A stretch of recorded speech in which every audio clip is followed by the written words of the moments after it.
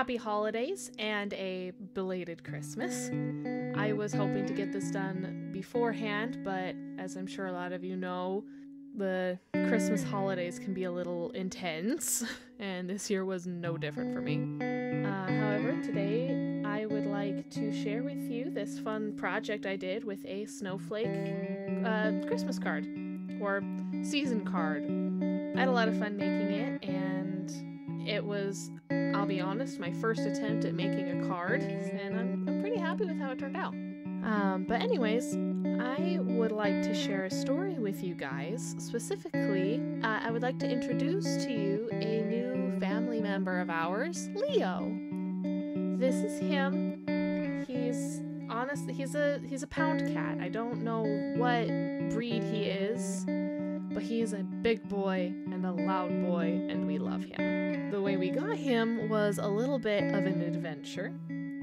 So to start off with, we have a cat and a dog, Anya, which you saw in the last video, and Otter, who is an Idaho shag. She is a bit of a nervous Nelly, but my husband has always loved giant animals. In fact, for the longest time, he has wanted to get a Borbal, and those are just really big dogs, like size of a human kind of dogs. I honestly was pretty cool with that idea, except we don't currently have a fenced-in yard. Otter goes out on a lead right now, and I was not comfortable with the idea of having two big dogs on a lead until it just was not going to end well. Too much tangling and all that nonsense. So I told him it would have to wait until we got the fence in. Unfortunately, that still hasn't happened, but we're getting there. However, my husband was then talking with his dad, and he had mentioned how he wanted a Borbal and just really wanted a big animal, specifically similar to his family's dog, Buddy, who is a gentle giant.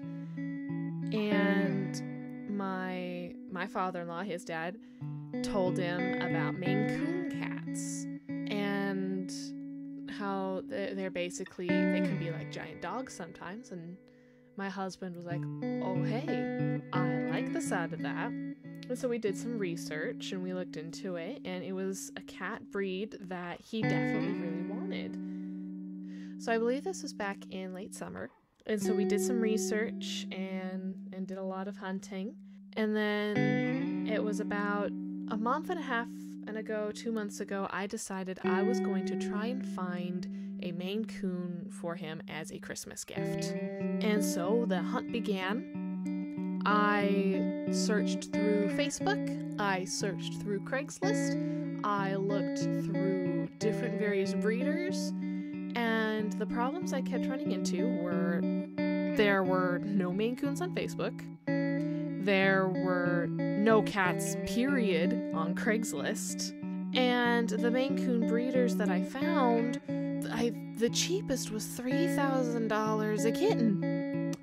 And I was not gonna pay that much for a kitten. So I kept looking. Now, another thing that made this hunt so difficult was I had to find a male cat. You see, my little Anya is a female Russian blue, and that little punk is the most territorial cat in the world. And so I needed to make sure I found a cat that was docile enough to not challenge her queendom, and also not a female, so that she did not feel threatened by the other cat. And when I look for a gift for someone, I try and sneak in a little question here and there, just all casual, making sure I'm not trying to tip them off. And I dug a little deeper and was like, does it have to be a Maine Coon? Would a ragdoll breed be okay? And he had never heard of a ragdoll, so that was fun to show him. And basically got to a point where as long as it was a big, giant cuddle monster, he was cool. And I thought, okay, that I can work with. So I went out and kind of broadened my search a bit. And I found this website. I currently live in Alaska, and this website is called the Alaska List. Very useful. I went through there and I started finding some possibilities, but the problem I kept running into was all of the cats that would have worked well and that were closer to my price range were in a city about 6 hours away, one way. And so that made things very, very difficult. I was not finding anything local. However, my husband and I decided to do a road trip to said city because I had never been and had always wanted to explore more of this state that I live in. And so we decided we were going to make the road trip. And the last road trip was moving from the lower 48 to Alaska. So it had been a while. And I thought, perfect. If I can find someone that I could meet with while we're there, I can make it an early Christmas gift and everything will be good to go and we can get it set up. And so I kept looking. I had about 3 weeks at this point, 2 to 3 weeks. And so I found this one person. They were selling ragdoll kittens, but they weren't going to be ready until 2 weeks after our trip. So they were kind of my last resort. But then one day, this glorious day, someone posted an ad saying they had brand new kittens. Well, okay, they weren't brand new, but it was a brand new post talking about these kittens, and they were Maine Coon, and they were within my budget. And I thought, perfect. So I texted the lady, and I'm like, hey, I am going to be in town on this weekend, and I am very interested in one of your kittens. Can I come look at them? I lucked out with this letter. This woman had 2 male kittens, and they were adorable. She sent me pictures. They were adorable. And so I told her, yes, I want to come meet them. I will text you as soon as I know which day and what time I will be able to come see them. And so as the weekend got closer, we ended up postponing the trip by 1 day. And so I texted her. Well, I texted her. This was the weekend after Thanksgiving. I texted her on Thanksgiving, and I did not get a response. And so I thought, okay, well, it's the holiday. She probably is just very busy. And so I waited. And then it was Friday. And that night I texted her again, asking if she had seen my previous message, and no response. And I thought, okay, this is not ideal, but let's just keep rolling with it. And so the next day, the day we're supposed to leave, I'm being all sneaky. I took our cat carrier and put it in the back of my car, and as we're getting ready to take bags out to my car, I told my husband, hey, don't open the back hatch to my car because it's doing the weird thing again where even though you slam the thing shut, the latch kind of flickers, and so it makes the light flicker because it thinks it's open, but it's not. It's a really annoying issue, and it only happens when it's super, super cold. And so he's like, okay, that's fair. We weren't going to be needing the back hatch anyways, so we put our bags, our 2 tiny little duffel bags, on the back seats. And so that worked out great. So we make the trip up there, and we get in kind of late, but we make it to the hotel. We do a little bit of looking around, grab some dinner, that kind of thing. And I still had not heard from this lady, and I was getting very concerned. So I decided, okay, I will call her tomorrow morning because it was late. I will call her tomorrow morning and see if I can get a hold of her then. And so the next day, I called her. My husband was asleep, and it went straight to voicemail, and that had me very concerned. And so I tried again, and it went straight to voicemail. And I left a message saying, hey, this is me. I was gonna come check out your kittens, please let me know. We'll be here for this long, and this is when we plan to drive back home. So my husband and I, go do some shopping. We look around town. We have a lot of fun, and we go to this giant mall, and it was so fun. I had so much fun. But in the back of my head, I'm panicking because I'm not getting a hold of this woman. And I had kind of goofed on this. I was so excited about this kitten. I had told my husband that I was planning on picking up his Christmas gift while we were there. I kind of had to tell him because it would be weird if we just all of a sudden came home with a cat. But obviously things weren't going great. So that was another stress in the back of my head. I kept thinking, I'm letting my husband down. I'm gonna let him down. He's so excited for this gift, and I am not gonna be able to pull it off, and I don't know what to do. I've done everything that I can think of. But I kept him in the loop. I told him how the phone call went straight to voicemail. And then he said, okay, try calling from my phone. That way you'll know whether it's your number being blocked for whatever reason or it's their end. And so I thought, okay, I'll give that a try. So I called from his phone number straight to voicemail. That helped me a little bit because then I knew she wasn't trying to ghost me. She was just having issues. So we finally wrap up a lot of different things. We went and saw some friends, and it was getting late, and I thought, okay, this isn't going to happen. Time for plan B. And plan B was to look at the 2 shelters that were up there.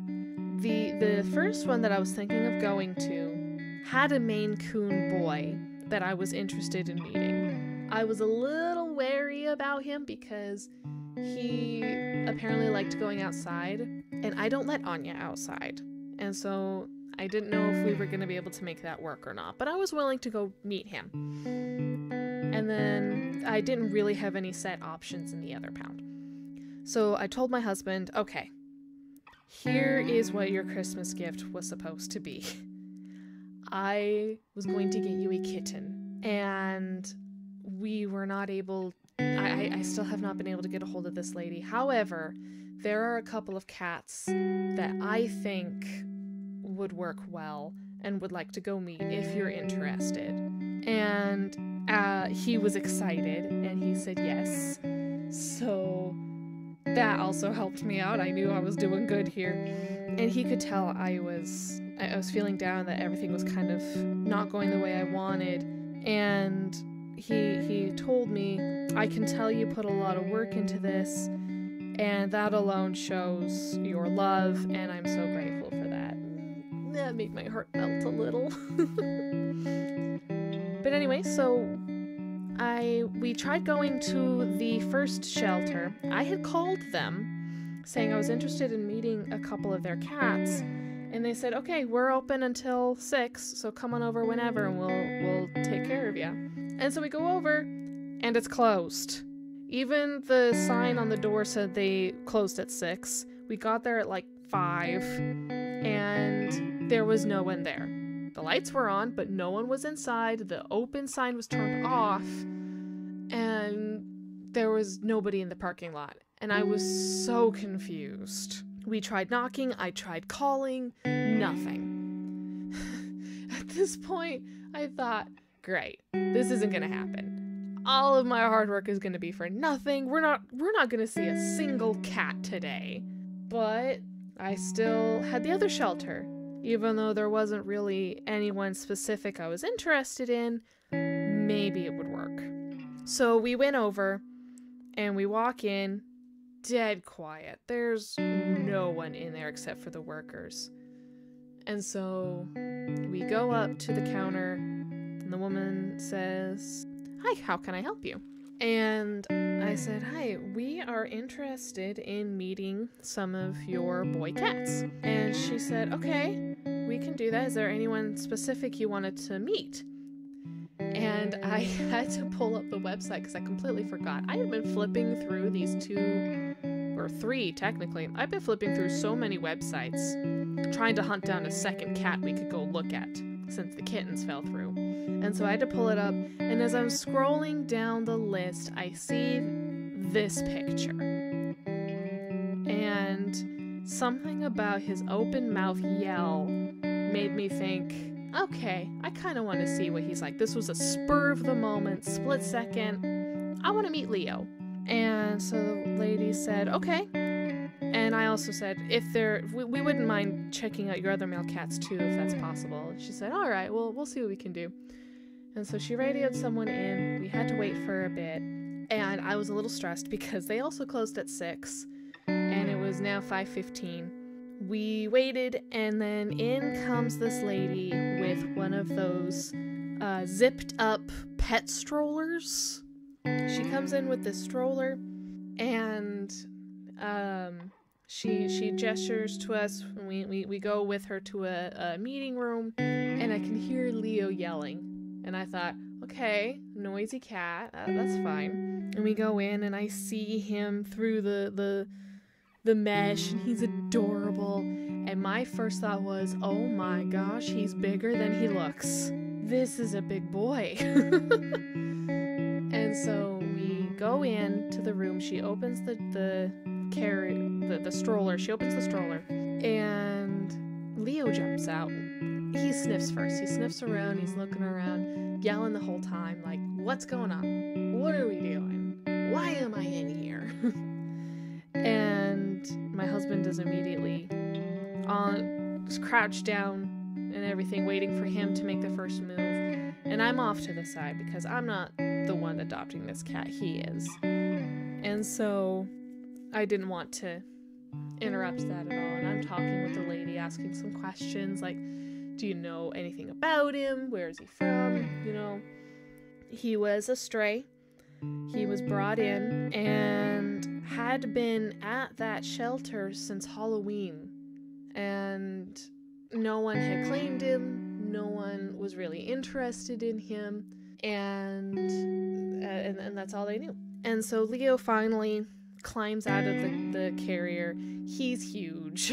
And he goes looking around. He's yelling the whole time, but he was rubbing up against everything. He would go twirl around the woman's legs. She was just sitting in a chair. He would twirl around her legs, and then he would go over and rub up against my husband, and then he'd come rub up against me and then make this round, yelling the whole time. And I thought, oh my gosh, okay, he is very affectionate. And eventually he focuses more on my husband, and as we talked about it, I looked over at him, he looked at me, and I asked, so what do you think? And he said, I think he's the one. I want to adopt him. And I thought, yes, I did it.